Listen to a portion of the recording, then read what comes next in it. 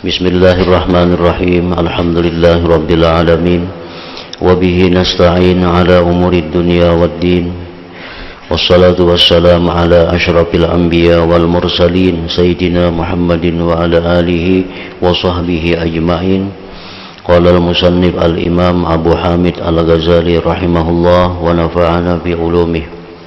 Walamma dakhala az-zanju al-basrata faqatalul anfusa wa nahabul amwala ijtama'a ila sahlin ikhwanuhu faqalu law sa'alallaha ta'ala daf'ahum fasakata thumma qala inna lillahi ibadan bi hadhihi al-baldah law da'aw 'ala adh-dhalimin lam yusbih 'ala wajhi al-ardi dhalimun illa mata fi lailatin wahidah walakin la yaf'alun qila lima qala li annahum la yuhibbun ma la yuhibb. Summa zakara min ijabatillah asya la yustata'u dhikruha hatta qala walau sa'aluhu an la yuqimas sa'ah lam yuqimha wa hadhihi umurun mumkinatun bi anfusiha faman lam yahazza bi syai'in minha fala yanbaghi ay yakhluwa an at-tasdiq wal iman bi imkaniha fa innal qudrata wasi'atun wal fadla hamimun wa ajaibal mulki wal malakuti katsirah wa maqduratillahi ta'ala la nihayata laha wa fadlahu ala ibadihi alladhina istafa la ghayata lah ila akhirih. Makna kalam Imam Al-Ghazali rahimahullah wa nafa'ana bi ulumih, ketika orang-orang hitam masuk ke kota Basrah, maka mereka itu orang-orang hitam tadi membunuh banyak jiwa dan merampok harta benda.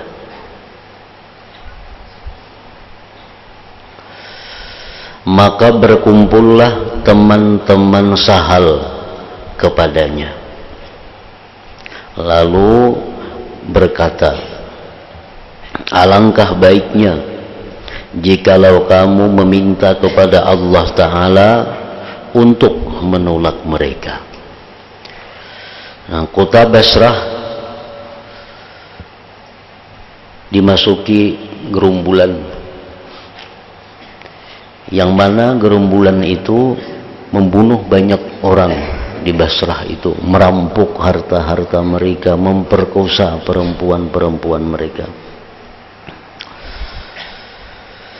Sedangkan di waktu itu ada seorang waliullah yang bernama Sahal bin Abdullah At-Tustari, yang mana Imam Sahal ini dikenal orang sebagai wali dan mujabud dakwah, doanya selalu dikabulkan Allah. Lalu orang-orang datang kepada Sahal bin Abdullah, wahai Sahal, andai kata engkau berdoa kepada Allah supaya orang-orang zalim, gerombolan-gerombolan itu meninggalkan Basrah ini, karena sudah banyak orang-orang kita yang mati, harta dirampas, perempuan diperkosa dan lain-lainnya. Jadi alangkah baiknya engkau wahai Sahal berdoa kepada Allah supaya mereka meninggalkan kota Basrah ini. Nah, Sahal diam, kadang menjawab permintaan kawan-kawannya tadi. Lalu ia berkata, ujar Sahal, sesungguhnya Allah Ta'ala mempunyai hamba-hamba, mempunyai wali-wali di negeri ini. Padahal di Basrah ini, ujar Sahal, banyak para wali. Jikalau mereka itu berdoa atas kebinasaan orang-orang yang zalim, jika mereka orang wali-wali yang di Basrah itu mau berdoa lawan Tuhan agar orang-orang gerombolan itu dibinasakan oleh Allah, niscaya tidak ada di atas bumi seorang zalim pun kecuali mati dalam satu malam. Padahal di Basrah itu banyak para wali. Andai kata mereka itu mau berdoa agar orang zalim itu dimusnahkan, niscaya pada malam itu seluruh orang zalim di muka bumi ini habis binasa. Akan tetapi mereka tidak mau melakukannya.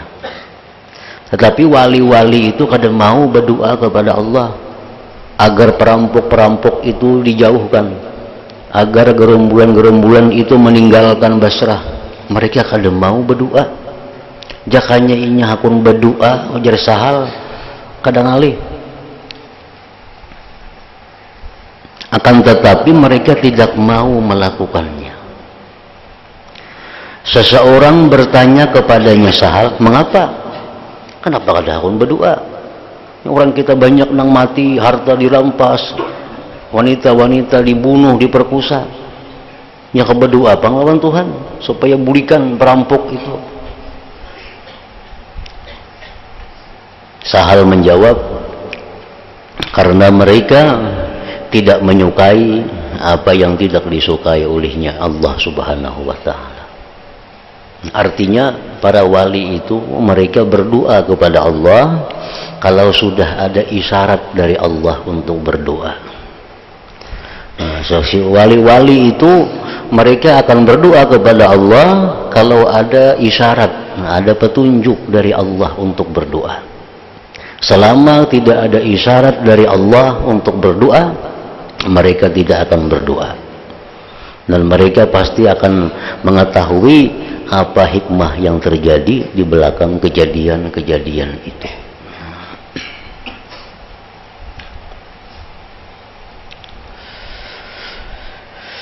Nah, jadi artinya bahwa di sini orang-orang yang dikasihi Allah, para wali-wali itu, mereka kada akan berdoa, kada akan minta kepada Allah kecuali ada petunjuk dari Allah minta. Kecuali ada isyarat dari Allah, berdoalah. Nah, hanya mereka mau berdoa.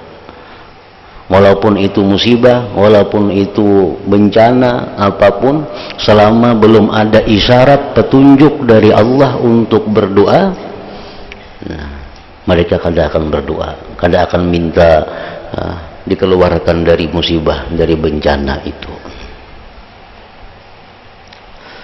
Nah, apa isyarat yang mereka dapat dari Allah sehingga mereka itu bisa berdoa, sehingga mereka itu mau berdoa?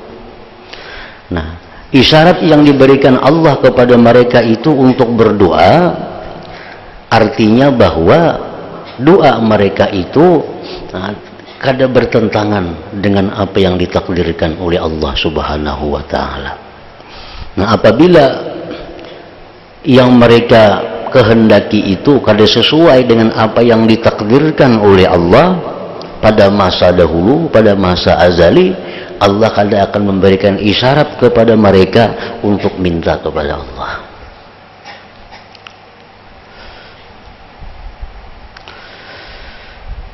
Nah, itu berlaku bukan hanya para wali, para kekasih Allah, dan itu pun diakui pula oleh nabi-nabi dahulu. Nabi Ibrahim alaihissalam contohnya, dalam doa Nabi Ibrahim, Rabbi ja'alni muqimas shalah wa min zurriyyati.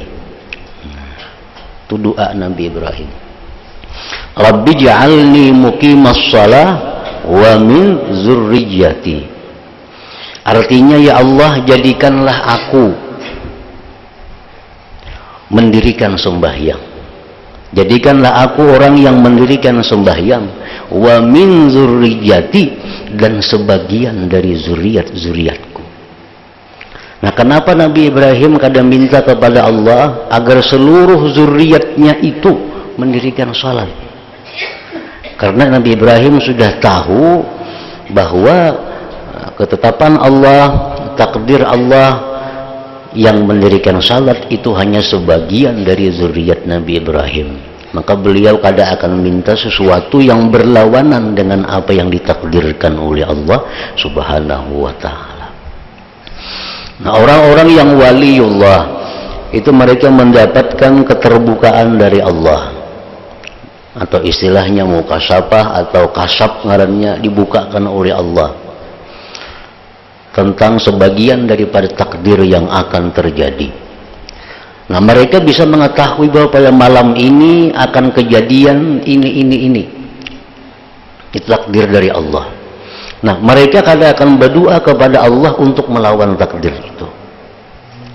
Nah, itu bertentangan dengan adab mereka terhadap Allah Subhanahu wa ta'ala. Padahal andai kata mereka minta, Allah akan mengabulkan permintaan mereka. Dan Allah akan merubah takdirnya dengan permintaan para wali, anbiya dan rasul-rasul itu.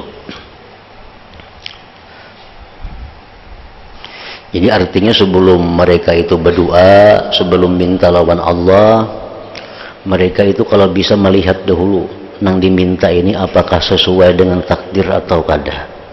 Nah, kalau ini kada sesuai dengan takdir, mereka kada akan minta kepada Allah. Bila sesuai lawan takdir, hanya mereka minta kepada Allah. Demikian pula yang dialami oleh Rasulullah Shallallahu Alaihi Wasallam tentang cucu beliau Sayyidina Husain radhiyallahu anhu. Nah, Sayyidina Husain ini cucu Nabi yang paling beliau sayangi.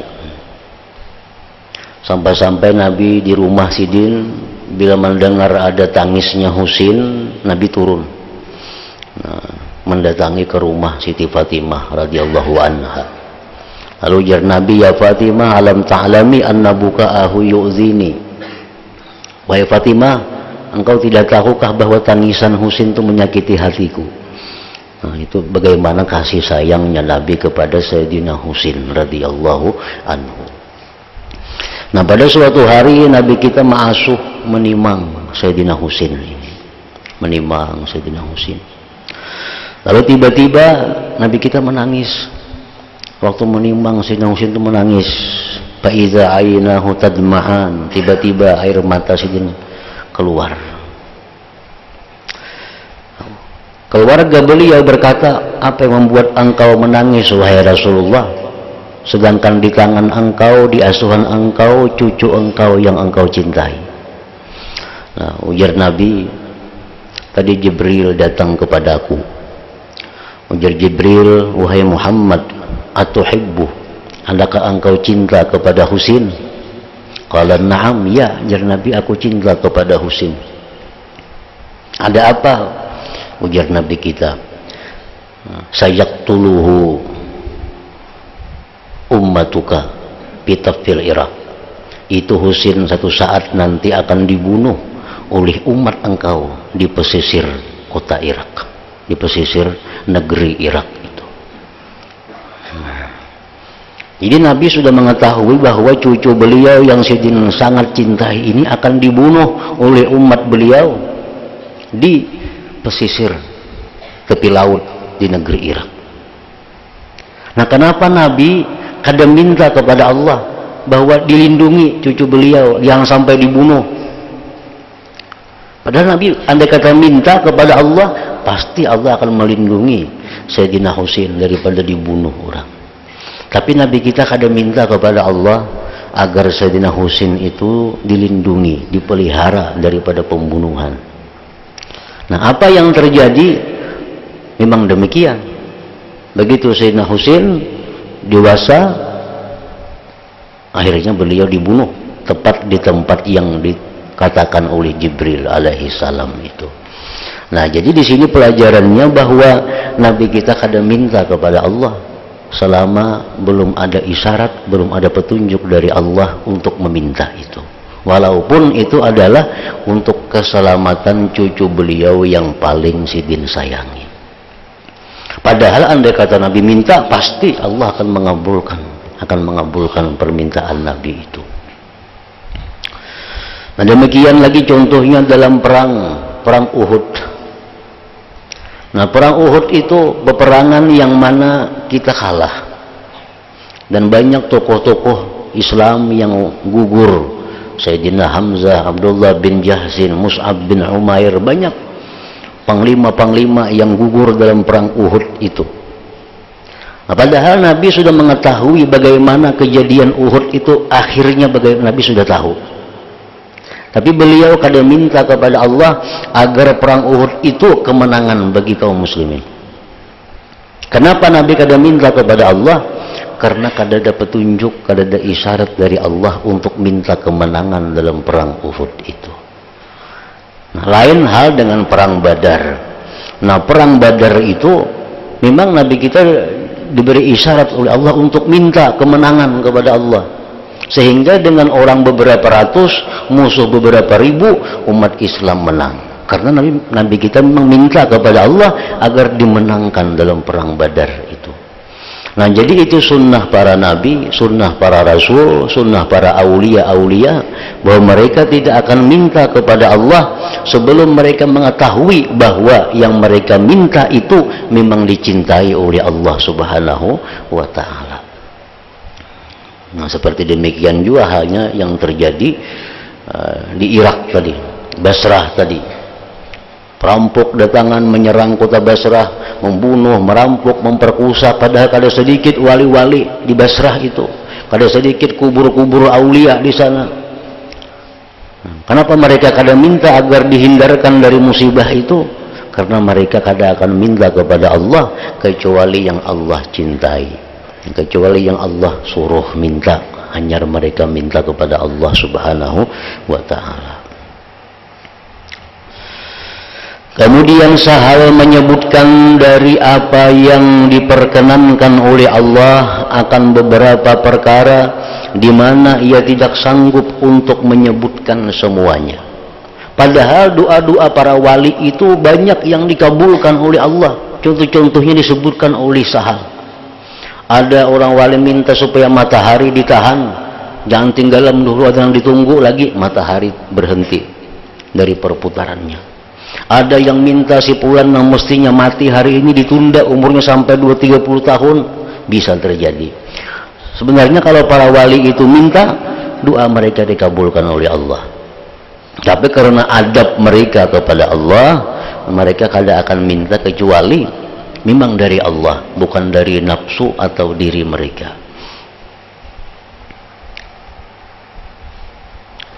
Sehingga Sahal berkata, dan jikalau mereka para wali meminta kepada Allah bahwa tidak dilaksanakan hari kiamat, niscaya Allah tidak melaksanakannya. Andai kata wali-wali itu minta, ya Allah, kada usah berkiamatan sudah, kada jadi kiamat.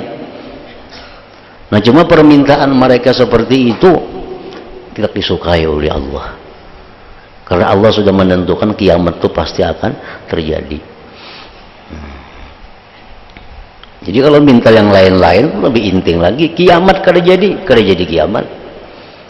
Kalau minta yang lain masih inting. Tapi mereka itu kada melakukan karena itu kada dicintai, kada disukai oleh Allah Subhanahu wa Ta'ala. Dan inilah perkara-perkara yang mungkin pada dirinya. Memang terjadi demikian adanya. Sejarah-sejarah demikian. Maka barang siapa yang tidak beruntung dengan sesuatu pun daripadanya, maka tidak semestinya ia kosong dari mempercayai dan beriman dengan kemungkinannya. Orang-orang yang belum bisa menduduki martabat kedudukan orang-orang mulia seperti tadi, kayak kita misalnya kada mampu menempati martabat para wali-wali yang besar, yang sedemikian karamat-karamat mereka. Kalau kita kada mampu duduk di situ, maka paling kada kita mempercayai berita-berita mereka itu. Paling kada kita percaya tentang kabar-kabar mereka itu. Karena sesungguhnya kudrat Allah itu luas, anugerah itu meratai, keajaiban alam mulki dan alam malakut itu banyak, dan kekuasaan Allah Ta'ala itu tidak ada kesudahan baginya, dan anugerah Allah kepada hamba-hambanya yang dipilihnya itu tidak ada batas akhirnya. Nah, jadi kalau kita misalkan ada kaum alami seperti pengalaman mereka, kita kada bisa mujahadah seperti mujahadahnya mereka, kita kada bisa mukasabah seperti mukasabahnya mereka, kita kada bisa musahadah seperti musahadahnya mereka. Nah, minimal kita mempercayai apa yang disampaikan oleh mereka itu.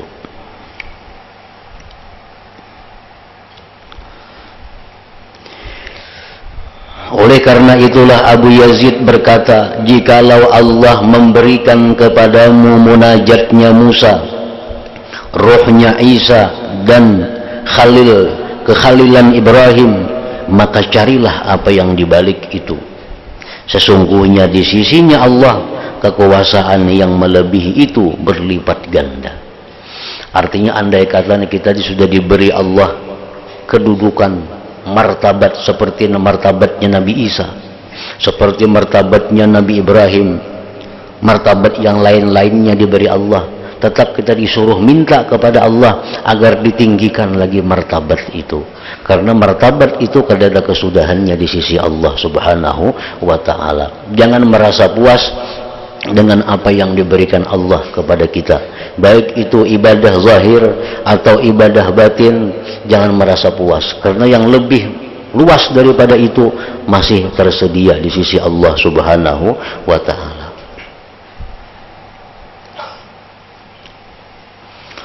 Maka jikalau kamu merasa tenang pada yang demikian, niscaya Dia menghijabmu daripadanya. Bila Allah memberikan kepada kita satu nikmat, satu martabat, lalu kita berhenti sampai di situ, senang dengan yang demikian itu, maka itu mendinding kamu dari Allah Subhanahu wa ta'ala. Dan ini bencana seperti mereka dan orang yang dalam keadaan seperti keadaan mereka, karena mereka itu teladan dan teladan.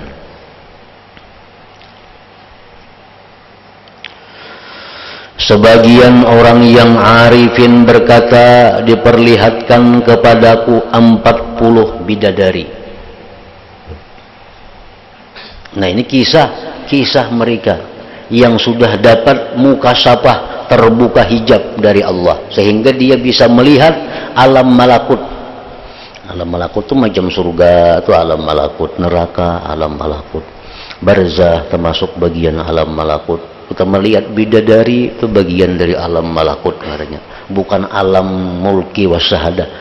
Kalau alam yang kita hadapi ini ngarannya alam mulki wasyahada. Nah, orang melihat bidadari itu berarti dia sudah bisa melihat alam malakut. Nah, orang yang arif ini berkata, aku melihat 40 bidadari. Saya melihat mereka itu berlinggang-lingguk di atas udara. Mereka memakai pakaian dari emas, perak, dan mutiara. Bunyinya gemerincing dan berlinggang jalannya. Maka saya memandangnya kepada mereka 1 kali pandangan. Maka saya disiksa. Maka saya disiksa, dihukum selama 40 hari karenanya. Nah, ini godaan, cobaan orang yang merasa puas, orang yang merasa nikmat, orang yang merasa lezat dengan sesuatu yang diberikan Allah kepadanya tanpa menghendaki ketinggian derajat yang lebih tinggi. Nah, orang ini sudah ahli ibadah, sudah ahli ibadat, diberi Allah cobaan berupa dilihatkan alam malakut. Dia bisa melihat surga, bisa melihat bidadari, bisa mengetahui isi hati orang, bisa tahu perkara-perkara gaib. Lalu dia senang dengan demikian dan berhenti meneruskan perjalanannya kepada Allah, maka orang ini akan terdinding dari Allah hanya sampai di situ berhentinya. Nah, seperti orang yang tadi menyebutkan bahwa dia dinampakkan bidadari 40 orang, lalu dia memperhatikan bidadari tadi, akhirnya dia dihukum selama 40 hari berupa hilangnya kelezatan manisnya ibadah kepada Allah Subhanahu wa ta'ala.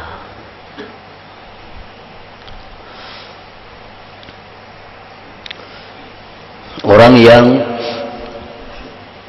hatinya banyak bergantung kepada selain Allah, orang yang hatinya banyak mencintai lebih daripada mencintai Allah, orang ini pasti kada akan dapat apa yang dinamakan halawatul iman, manisnya iman. Kada akan dapat orang ini halawatul ibadah, manisnya ibadah itu. Karena itu hukuman bagi orang yang hatinya masih bergantung kepada selain Allah, itu jelas sudah akan dihukum. Hukumannya apa? Dicabut, dijauhkan manis ibadah daripadanya. Nah, padahal itu bukan sesuatu yang haram. Cuma karena hati kita ini begitu bergantung kepada itu, mencintai luar biasa kepada itu, sehingga kita lupa kepada Allah. Nah, itu kita akan dihukum sudah dengan manisnya ibadah itu. Orang yang berbuat dosa, berbuat maksiat kepada Allah, itu sudah kita ketahui orang ini akan dihukum oleh Allah. Hukumannya apa?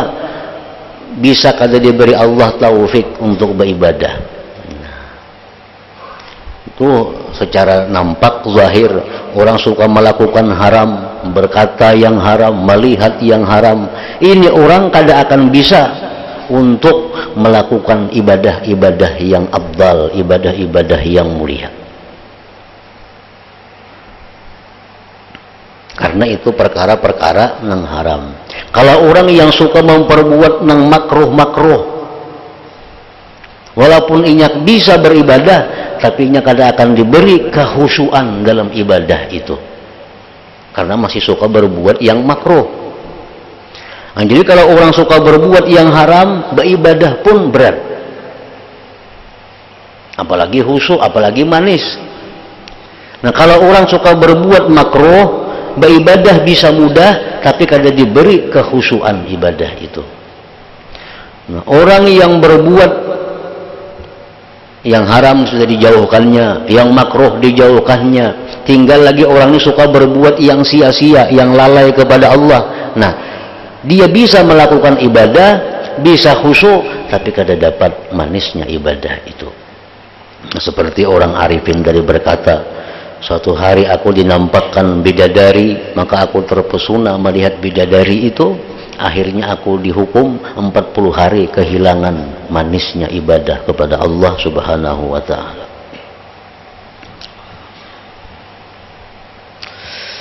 Kemudian saya dibukakan lagi sesudah itu 80 bidadari yang melebihi kecantikan dan keindahan dari yang sebelumnya. Ini sudah tubat nih, sudah menyesal. Semalam ditampaikan bidadari, hulingang melihat bidadari, takjub. Hanya 40 yang diperlihatkan, lalu hilang manis ibadah. Sekarang sudah tubat dari yang demikian. Dicoba lagi oleh Allah, dinampakkan 80 bidadari, 2 kali lipat. Dan kecantikannya, keindahannya lebih dari yang sebelumnya. Lalu dikatakan kepadaku, lihatlah mereka itu bidadari, bunga seperti yang semalam orangnya. Orang yang arifin itu terus berkata, maka sujudlah saya, dan saya pejamkan mataku di dalam sujudku supaya saya tidak melihat kepada mereka, dan saya berdoa, saya berlindung kepadamu dari sesuatu selain engkau. Tidak ada hajat bagiku dengan ini. Maka senantiasa saya berdoa sehingga Allah menyingkirkan mereka daripadaku.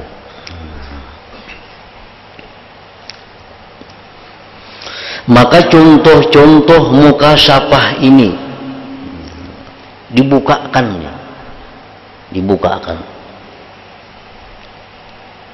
Semestinya tidak semestinya diingkari oleh orang mukmin.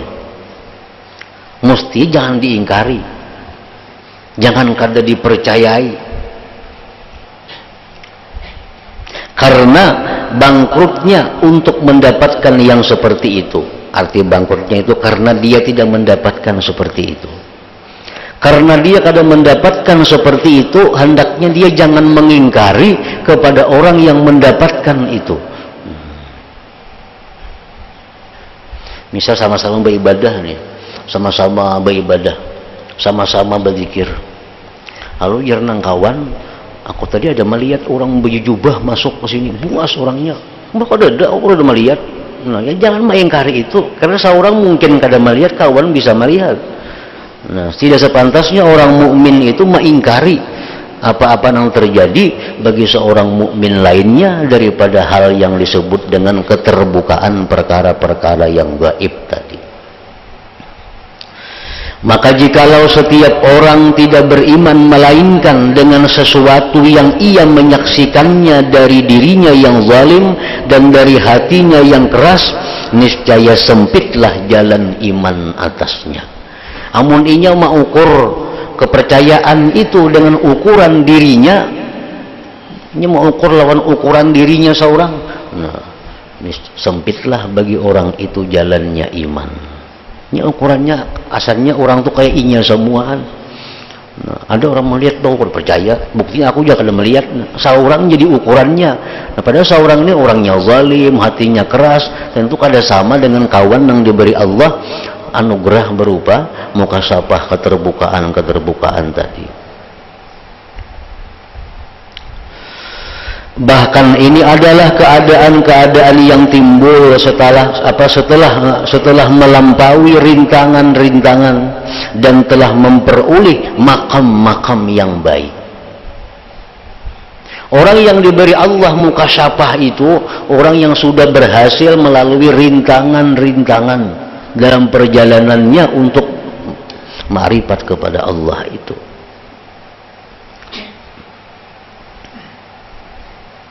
Ini kita umpamanya kita hendak berjalan menuntut ma'rifatullah, maka Allah akan membukakan jalan seluas-luasnya kepada kita, asal kita ada kemauan yang kuat untuk itu.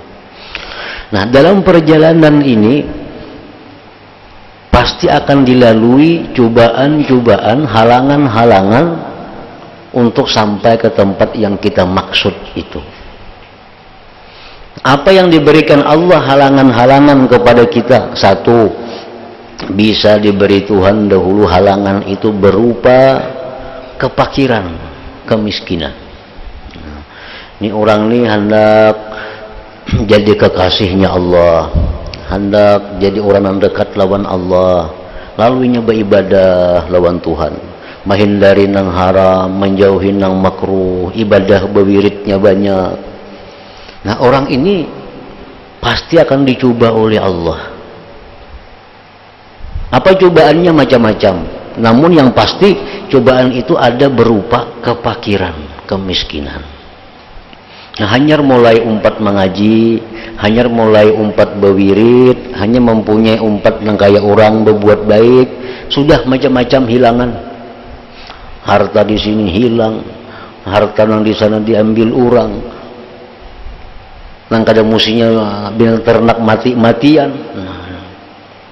Hanya seminggu umpat mengaji kayak orang, berwirid dan kayak orang. Diuji oleh Allah, apakah bujur atau kada orang ini hendak dekat kepada Allah. Nah, diuji oleh Tuhan. Nah, bila itu lulus, artinya kepakiran yang dia hadapi itu kada merubah sikapnya, tetap inya menuntut ilmu, tetap inya berwirid yang banyak, tetap inya menjauhi yang haram, walaupun kepakiran miskin hidupnya. Nah, lulus, Allah akan mengujinya lagi dengan ujian kekayaan. Kekayaan. Diberi Allah dia rezeki yang berlimpah ruah, yang kada terkira-kira datangnya dari mana. Nah, bila di sini dia terhenti dengan kekayaan itu, maka berhentilah jalannya menuju kepada ma'rifat Allah tadi. Nah, karena kesibukan banyak berisi harta, akhirnya yang ini kada tak malakan lagi, yang ini kada tak urus lagi, yang ini kada tak kaji lagi, kada sudah kebanyakan berisi harta. Nah, di sini pun banyak orang-orang yang salikin gugur dalam cobaan seperti ini. Dulu miskin, susah, lalu mengaji, lalu beribadah, lalu beramalan, lalu berwirid macam-macam, diberi Allah kekayaan. Nah, lalu akhirnya mengaji kada kaubaran lagi, berwirid kada kaubaran lagi, sembahyang berjamaah kada sempatan lagi karena kebanyakan yang diurusi. Nah, ini berarti orang ini gugur di dalam ujian ini. Nah, bila ujian kekayaan ini dia selamat, dia bisa lulus, nah, itu itu masih banyak cobaan-cobaan zahir berikutnya. Cobaan zahir seperti apa lagi? Seperti celaan, nah, hinaan, fitnahan, caci maki kepadanya, ulak-ulak memusuhi, tetangga-tetangga memusuhi, padahalnya macam-macam. Ini sebenarnya cobaan dari Allah, bagaimana dalam menjalani jalan Allah, apakah terus atau ingin sibuk menghadapi cobaan-cobaan itu. Nah, celaan, cobaan, cercaan, caci maki yang ditujukan kepada kita kada perlu ditanggapi mestinya, kada perlu dibalas, kada perlu didoakan mudahan inya matian, kada perlu. Bahkan disuruh doakan kebaikan, berikan kemaafan kepadanya. Nah, bila kita mampu demikian, kita lulus dalam menghadapi ujian itu.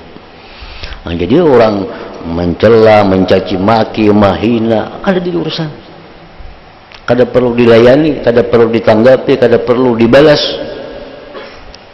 karena ini adalah cobaan Allah untuk meneruskan jalan kita. Bila kita terus yang demikian itu, cobaannya akan datang lagi. Cobaannya apa pulang?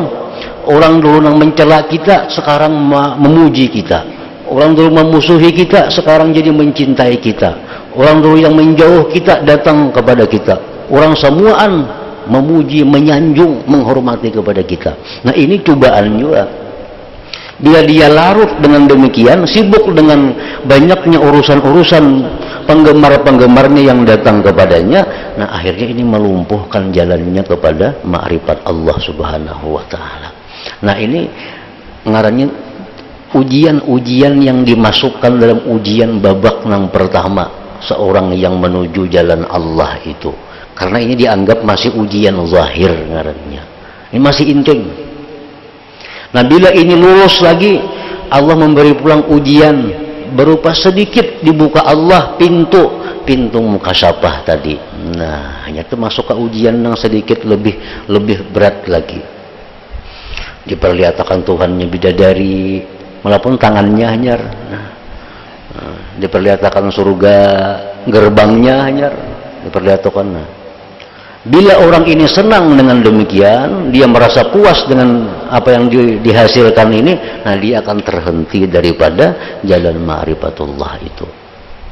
Nah, jadi melalui perjalanan yang panjang, cobaan-cobaan seperti itu bisa lulus seseorang dalam sebulan, bisa lulus dalam 6 bulan, dalam sehari, 10 tahun, 70 tahun, tergantung Allah Subhanahu wa ta'ala yang memberikan petunjuk hidayah kepada orang tersebut.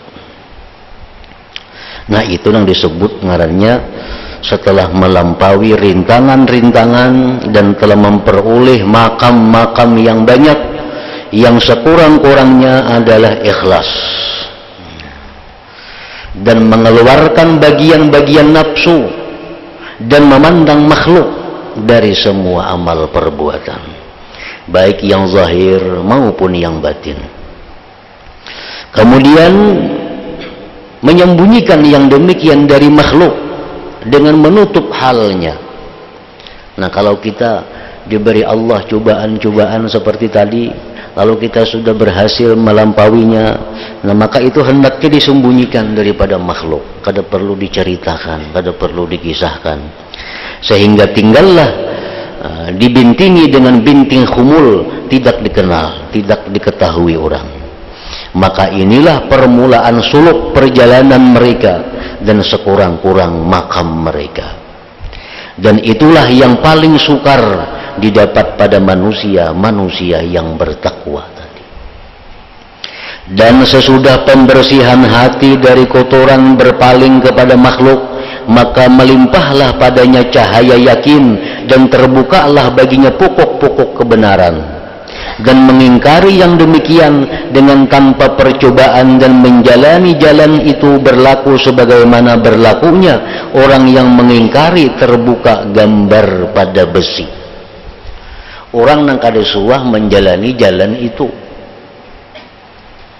kada perlu mengingkari, karena seorang belum pernah menjalani.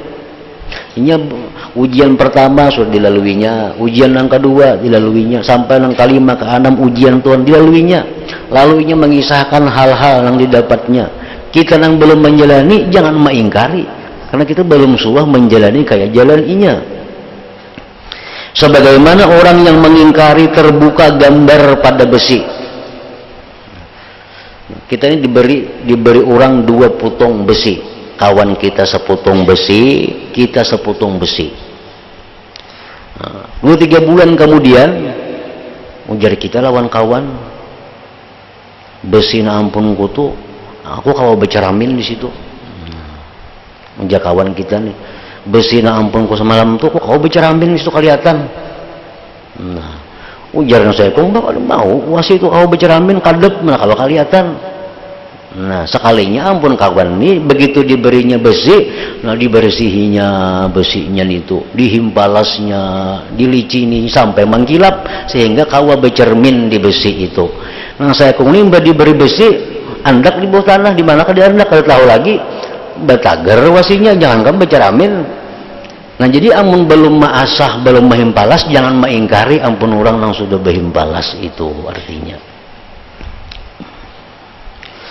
Maka pandangan orang yang mengingkari kepada apa yang berada di tangannya dari seputung besi yang gelap yang telah dipenuhi oleh karat dan kotoran, dan ia tidak menceritakan kadang menggambarkan bentuk dari bentuk-bentuk rupa-rupa, maka ia mengingkari kemungkinan terbuka pada apa yang dilihatnya ketika terang jenis bentuknya, dan mengingkari yang demikian itu adalah sangat bodoh dan sangat sesatnya. Nah, jadi artinya bahwa kesimpulannya apa yang disampaikan oleh Imam Ghazali ini, apabila kita belum menjalani jalannya para waliullah, maka jangan kita mengingkari apa-apa yang mereka ceritakan itu. Nah, kalau kita belum menjalani jalan kekasih Allah, jangan kita mengingkari apa-apa yang dihabarkan oleh kekasih Allah itu, karena mereka sudah melalui ujian-ujian, melalui tingkatan-tingkatan, sehingga mereka diberi Allah keterbukaan yang tidak diberikan kepada kita. Ada orang yang waliullah berkisah, antara maghrib isya aku sempat lagi 3 hatam Quran, antara maghrib isya aku jadinya 3 hatam Quran. Bahkan ada mungkin jenis saya kong berapa waktunya, setengah jam paling antara maghrib isya kawala 3 hatam kada masuk akal. Nah, seorang bujur kada masuk akal karena seorang wasinya kada balas tadi. Nah, wasinya ini batagar.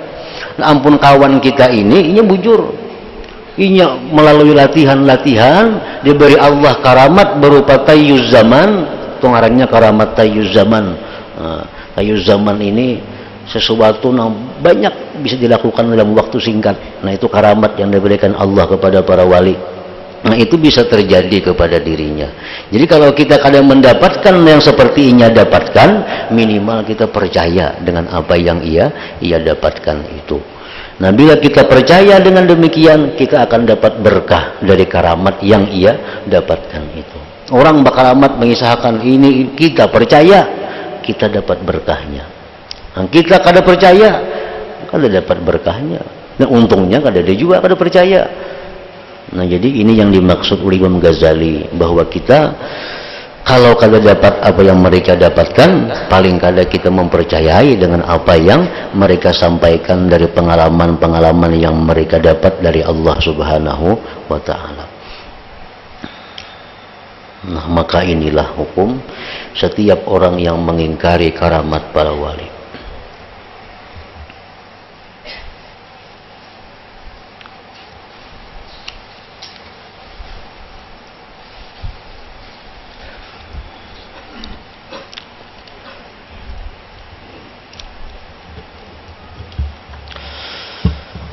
dalam zikri fa'alam annahu la